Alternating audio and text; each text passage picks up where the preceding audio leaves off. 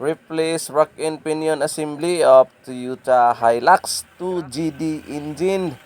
So dahil madali lang naman tong ikabit talaga, so dalawang tornilyo lang dyan at saka yung fitting. Hindi na namin yan ipakita pa kung paano magpalit ng rock and pinion assembly. Ang importante nito ay maibalik mo lang yung tamang steering wheel alignment. Yan ang pinaka-importante. Para pagtakbo sa unit, hindi tabingi yung steering wheel.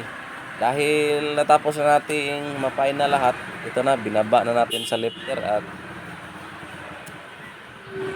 dahan-dahan natin tong paatrasin, baka magasgas.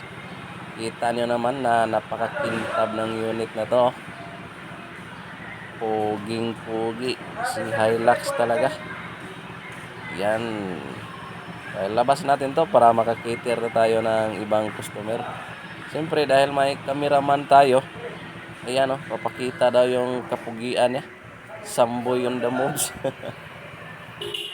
So job well done. God bless ating lahat mga master. Yes sir.